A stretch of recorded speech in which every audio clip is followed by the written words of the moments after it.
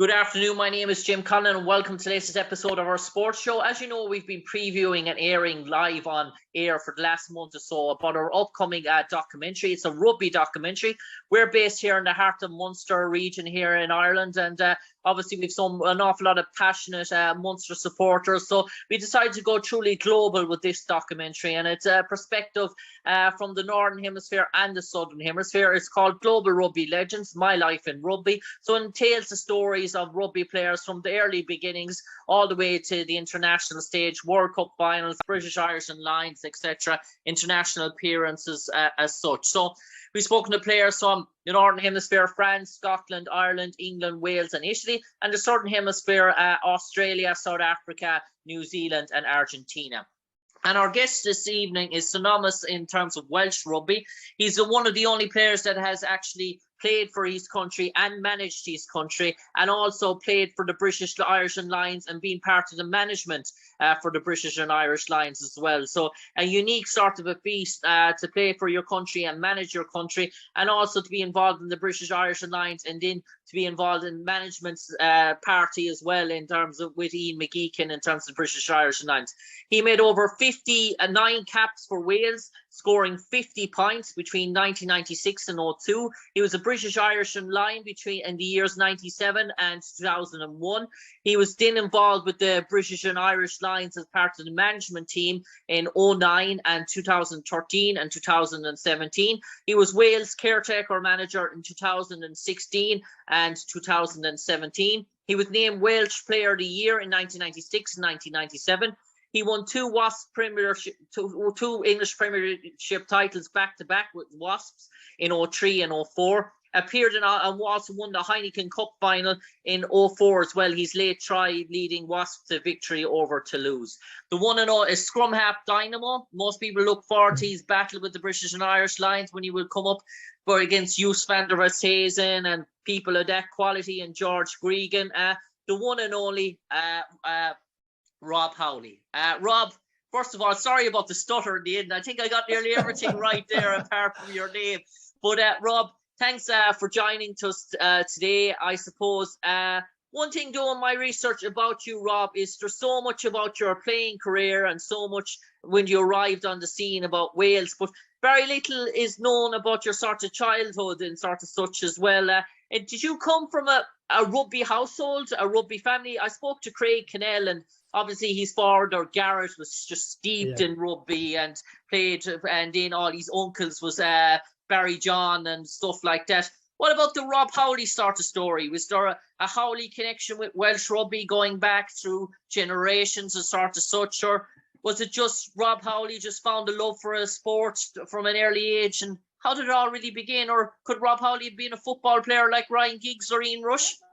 I'm not sure about that, Jim, but delighted to be part of your programme this evening and be a part of the illustrious list which I've known you've interviewed over the many weeks. I suppose when I look back at my career, my father at a very young age showed me a Welsh Rugby League cap, unknown to me at the time, and I must have been 5 or 6, that my uncle Tommy Howley played for Wigan back in the day, and he played rugby league for Wales, and I think it was in the early 1900s. He's a Welsh cap, and I suppose seeing a red cap sort of gives you inspiration, and at a very young age, at the age of 5, 6 and 7, I started playing rugby in the street, as many Welsh and probably many other international rugby players have done so, and very much played with older people in my street, 6 or 7-year-old playing with 9 and 10-year-olds in the street. And I was probably first out kicking a rugby ball and last in. My mum and dad used to, at the back of our house, probably a stone's throw away, there was a park. And I spent many of my formative hours, whether it was rugby, whether it was football, playing at the park with my mates. And whether I'd get a gift or not, I continued probably through those young ages and going to, I suppose when I look back at my primary school, Oldcastle, and you look at rugby coaches and mentors that are a huge influence in your career, We had a rugby master, Howard Hewen, who coached me at the age of under 10s and 11s, and then going on to Bryn Teg.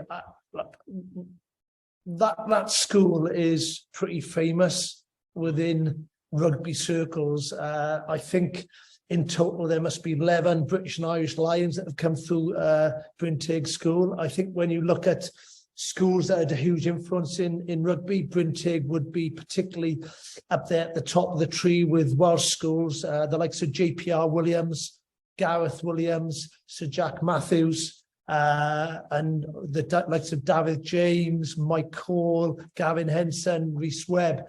So I knew probably going to the school that, hopefully, playing the game, which I loved and practiced so much. And I was delighted to be part of a winning team in Bryn Teg, really. And I suppose, Rob, in terms of your family, did you have many brothers and sisters? Were they all sorts of sporty? Were they all sort of rugby players? Were you athletic? Were you good at track and fields?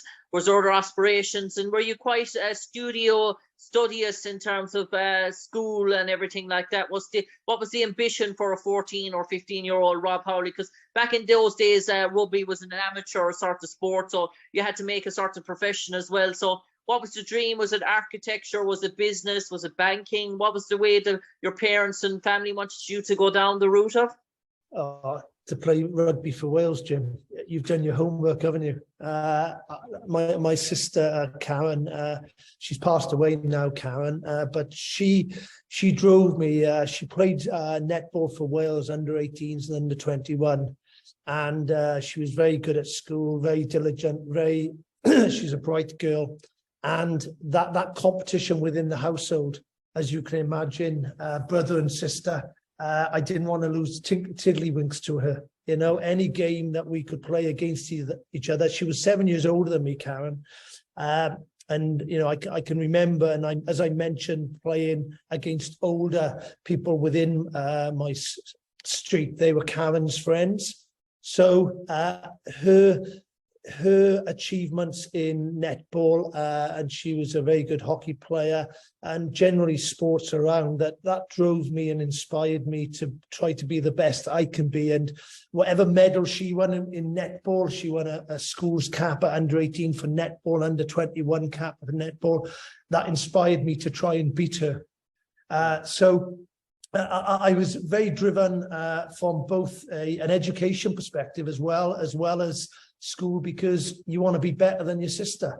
So my intrinsic motivation and my determination, was at a very young age, because I had this internal competition with my sister, and that competition sort of never went away from me from the age of 8 through to the age of 18, 19, and then I went to Swansea University. And once again, I was very fortunate to have a rugby master by Stan Adicott, who then was coaching part of the national coaching team. And Swansea University were obviously one of the best universities in the UK at the time. And I was fortunate to get into the first team in my second year and third year. And we got to the UAU final.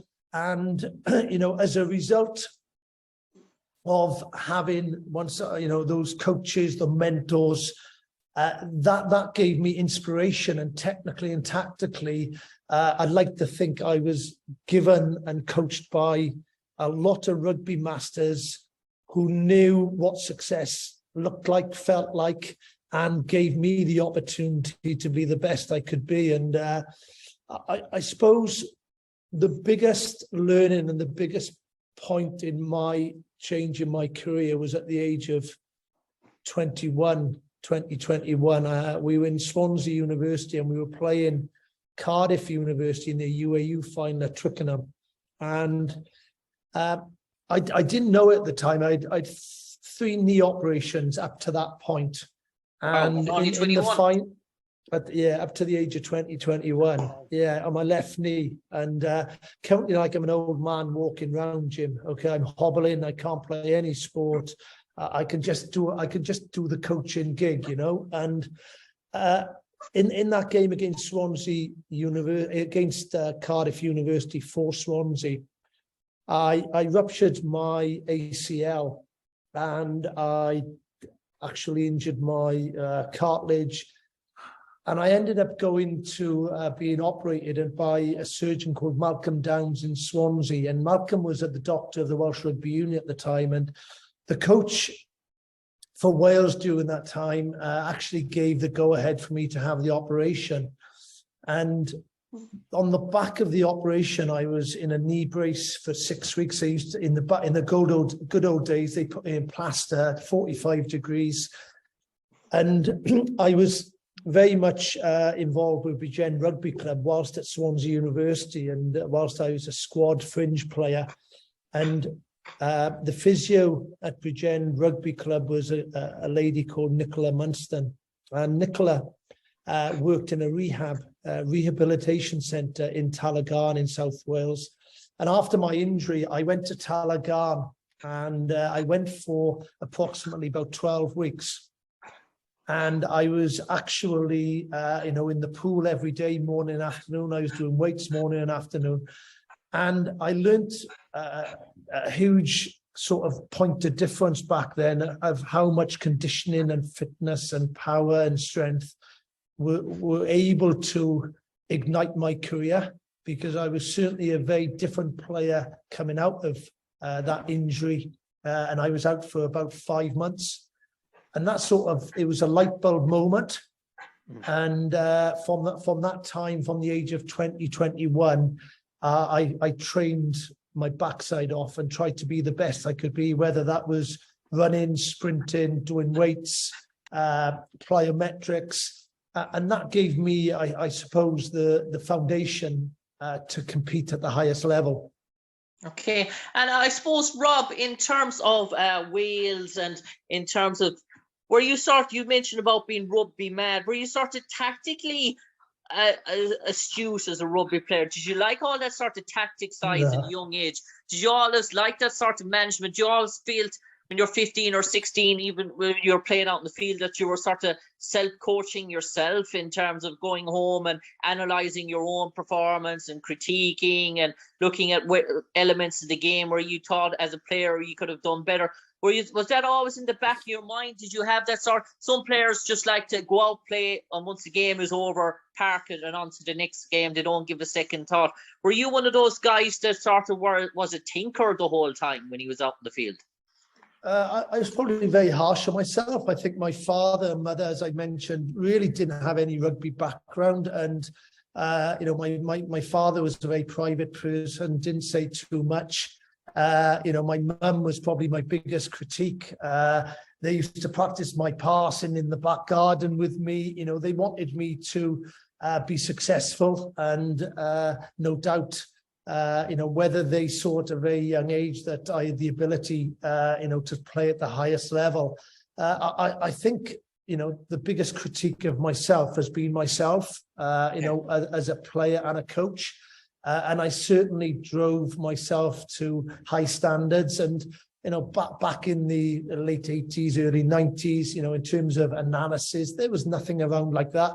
I can always remember going on holidays and just being interested in fitness and reading about the game of rugby and watching rugby. And I suppose, I've learned as a coach, probably you almost become a student in the game. And throughout my playing career as a player, I still wanted to learn more about the game. I wouldn't say I was very tactfully blessed. I probably had, I used to be off the cuff sort of player. And when you look back, I suppose some of my tries have been off the cuff when nothing was on, and a little bit of, luck, and I suppose you never stop trying. And that was the sort of the principle and the culture that I was brought up in with my parents, that, I always worked hard. And I suppose that gave me, hopefully a springboard for success that I went on to achieve. I suppose, Rob, before I bring you on to Wales, there was one thing I just want to lastly touch on. the scrum half sort of position. Growing up as a child, were you always a scrum half? Did you ever play at times out in the wing, maybe at sort of fullback to verse your skills, or was it something about the scrum half position that you settled on fairly quick and coaches settled on fairly quick with you? Or did you get out? Was it all about learning? Did you, as a young age, did it throw you into different positions around the backs to get a sort of feel for it to help your game as a scrum half? Well, I'm sure most rugby players would have told you, Jim, that about their starting position. I started off at the under-8s in my school in Oldcastle as hooker.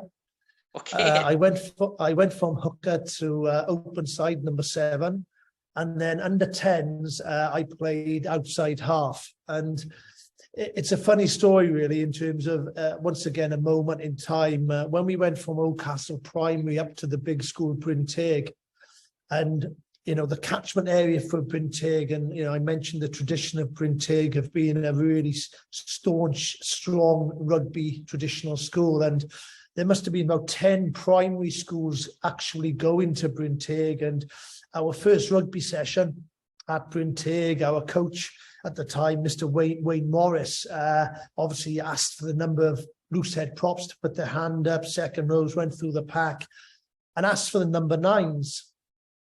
And no one put their hand up. And I had played outside half for the school. And I also played up to that point Bridgend under 11s and West Wales under 11s, which at that time, that was the highest or the best team that you could play with. And when I played for West Wales against East Wales on the Old Arms Park, Neil Jenkins was the outside half that I played against. And I played outside half. So myself and Neil go back a very, very long way. And there's almost been banter back and forth.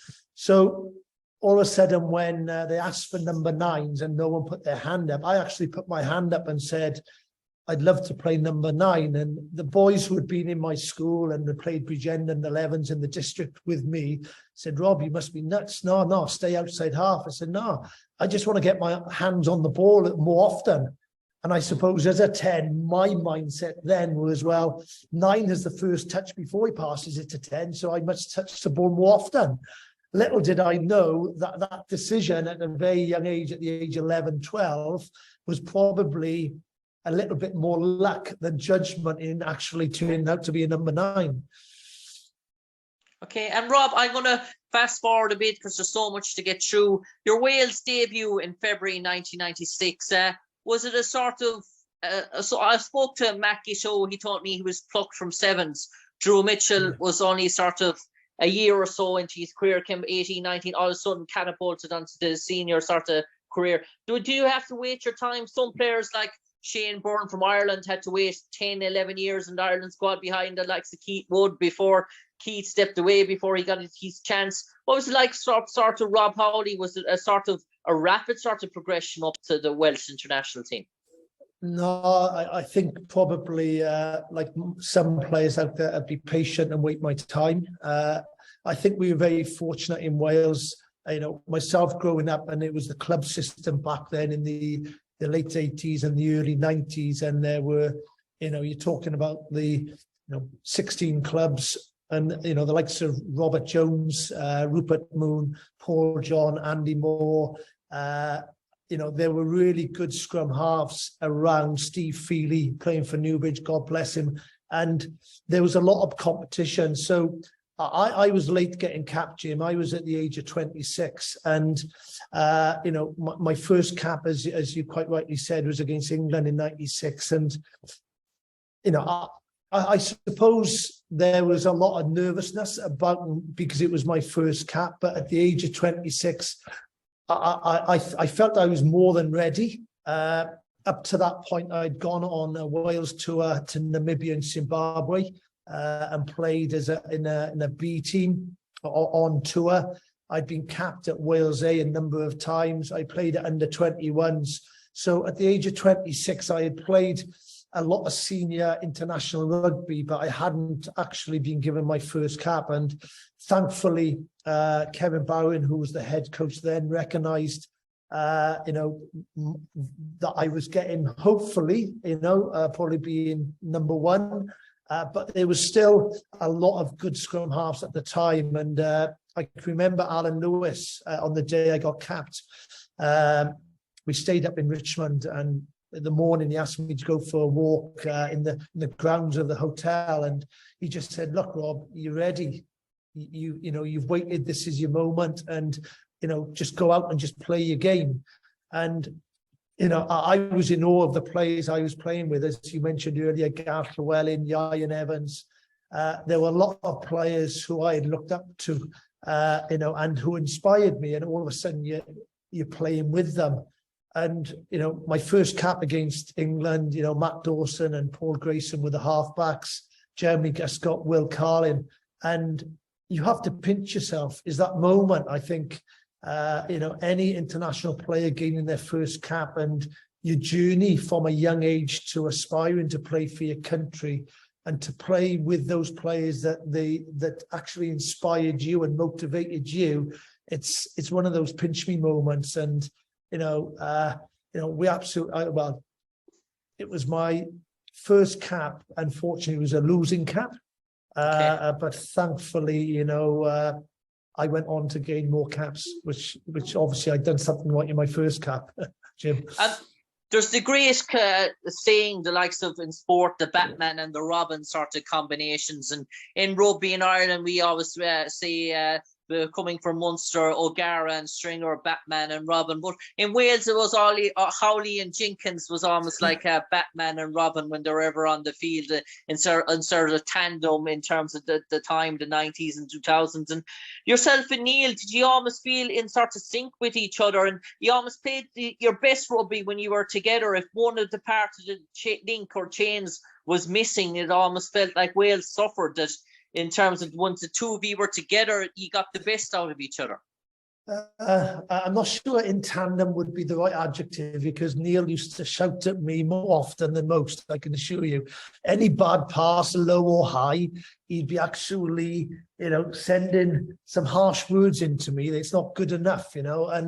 But you know, you're right. Neil had a huge influence on my career as a player and as a coach. You know, I went on to coach with Neil with Wales and the British and Irish Lions. But, you know, Neil's, you know, I was fortunate to play with many tens. And, you know, Matthew Lewis at Bridgend, who played for Wales there, he was an outstanding player. And then Neil Jenkins and Arwell Thomas. Neil had that ability to bring the best out around him, and you know, to play inside Neil, his kicking game, his running game, you know, was, you know, up there with the best. And you know, he's probably one of my favourite halfbacks I played with. He's a halfback I played with most often with Wales, so I suppose that is only fair to say.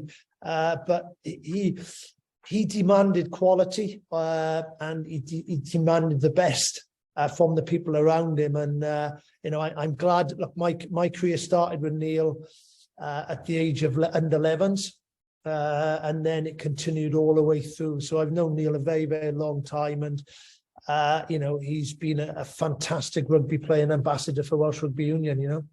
Yeah, I suppose, Robin, I was doing my research there today and started to get an Irish sort of element, an Irish sort of link with Rob Howley. I saw a fantastic picture of yourself and the late great Anthony Foley from Ireland and Munster at the back end of a scrum, in terms of, and you sort of meet Anthony coming in against you in that sort of way. It was almost down the gun of a barrel. He was trying to go down the blind side of you, and you would have come across Anthony loads of times in the scrum playing against Ireland. And have you any sort of memories of Anthony Foley? And I know there was a time in afterwards when Anthony was involved with Munster and Cardiff, that obviously when things happened, but have you any sort of memories of your, I know we speak about Keith Woods and we speak about the Paul O'Connells and we speak about players at that, but Anthony was someone that you would have come right close to in your time in terms of the scrum and being involved.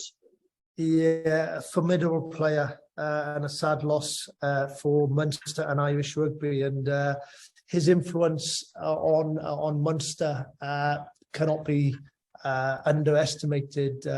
Anthony, his ability to get sides, in particular Munster, on the front foot, and obviously, you know, the Munster spine in terms of with Anthony, Stringer, O'Gara, and then you had the two infamous second rows. But when we played Munster in Lansdowne Road for London Wasps in that infamous semi, is the best ever. It was the semi-final of the Heineken, wasn't it? And I've never ever played in an atmosphere or a game of that magnitude with such high scoring. And Anthony Foley that day was absolutely outstanding.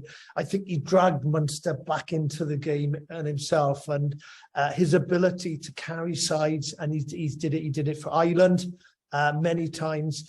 But his performance that day was nothing more short of outstanding. And as I said earlier, he's a sad loss for everyone, you know. And he is someone that I look back and has influenced me in my sort of defence rather than attack, because his ability at the back of the scrum to get sides on the front foot, he was a smart operator, Anthony was.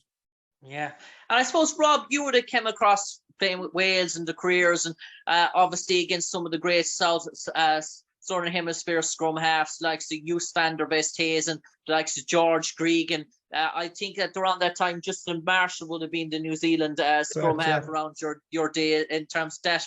What was that sort of, did you almost feel that you had to go prepare for three different elements? When Joos obviously was a breaker, he was a sniper around the scrum. George obviously had a good boot on him. He could obviously pass up both hands. And then Justin Marshall was sort of a bit elusive. You never knew what he was going to do around the sort of scrum. Did it give you headaches wondering when you came across all three? Because three very different players that you couldn't categorize them as being so similar to each other. They were so different and so unique. Absolutely spot on, Jim. And and that's forgetting about the other 8 forwards in front of them, because generally those 3 nines, when they came over to the Northern Hemisphere, they had an armchair ride, didn't they? They were on the front foot, speed of ball. But I first come across all 3 during sort of the late 90s, and out of all 3, it'd be remiss of me not. I wouldn't pick the best one out of the 3, because the qualities they all had. Justin Marshall's combination with Zinzan Brooke and Mertens at 8 and 10, and his ability to get New Zealand on the front foot. George Gregan was a very smart operator, very quick pass, swift pass, and you had Joos that could score a try from anywhere.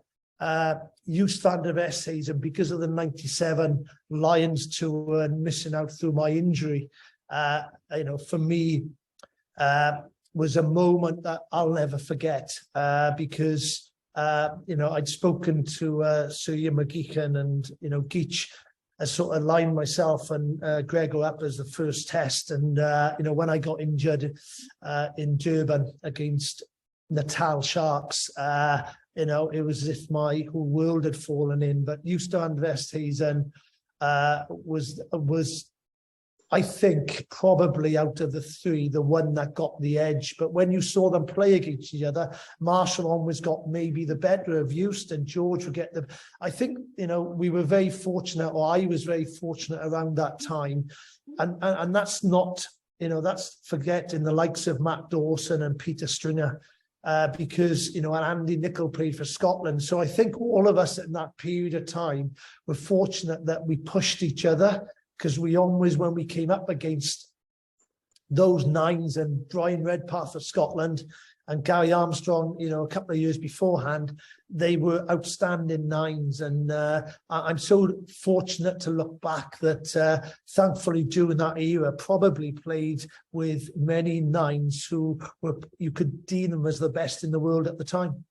Yeah, I suppose, Rob, being a British and Irish line, obviously it's a proud moment.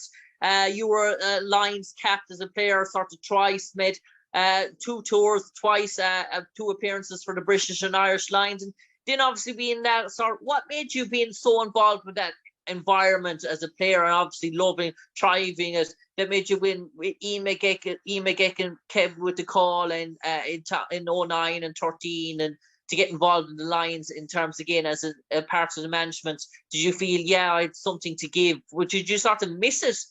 Was there something that you sort of felt that you had unfinished business with? Possibly. Because of I certainly, when I missed out in '97 with my shoulder injury, I think 2001 the Australian tour. As soon as I got fit and I come home after the '97, it was an X on my calendar. That was my motivation. And obviously to play for the Lions, you have to be number one for your country, really.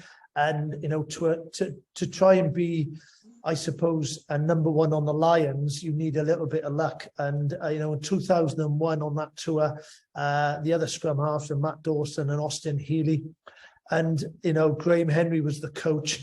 And I think throughout my career, I've been really fortunate to the players that I've played with and against, and also the coaches I've been coached by. And Graham was an astute tactician. Obviously, he took the Lions in 2001, and thankfully he gave me that opportunity. The infamous, there's a sea of red in the Gabba. And, the disappointment for me when I look back at my Lions career as a player is that injury probably was in the middle of the British and the Lions, because I got injured in '97 and I got injured again in the second test in Melbourne. And after that game, it was myself, Richard Hill and Johnny Wilkinson. We were on the way to the hospital in an ambulance, and myself and Richard were ruled out, and Johnny thankfully came through. And probably on reflection, when you look back on Lions series, that was the one that got away in Australia, because probably we felt at the time, when you look at the spine of the team in terms of the Keith Woods, the Martin Johnsons, the Lawrence Delalios, Johnny Wilkinson, Brian O'Driscoll's, we were ready. And, on the back of that outstanding winning the first test in the Gabba, obviously the second test, we started really well. We didn't score, and that game got away with us. And then obviously, we were beaten in that third test. So I suppose the experience and the question asking, when you've experienced the Lions tour as a player and as a coach, you want to achieve it again.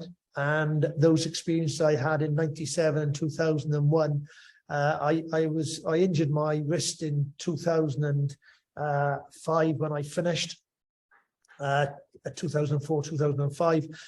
So I was given the opportunity as a coach with Sir Ian McGeechan in '09, and to be working alongside one of the greatest coaches that the world has produced, and to learn not only from Sir Ian, Warren Gatlin and Graham Rounty were the coaches as well, but to coach players, the likes of Brian O'Driscoll. Brian is probably one of the best players I've ever coached.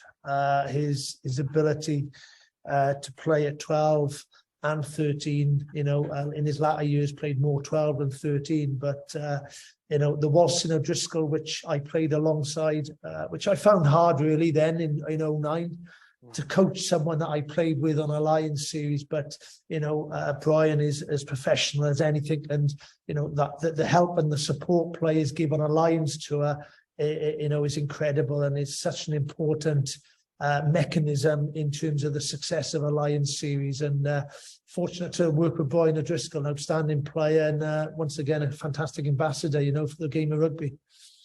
I suppose second last question, Rob, before I let you go. Managing your country, something as any player are sort of proud. Was it sort of unique how the opportunity came about? Did it all sort of come about sort of very fast? And did it catch you on the hop? You're telling me it was on Easter Monday, the phone call off our team manager, Alan Phillips. And he just said, you need to get to the Welsh Rugby Union. Warren Gatlin had fallen off the ladder.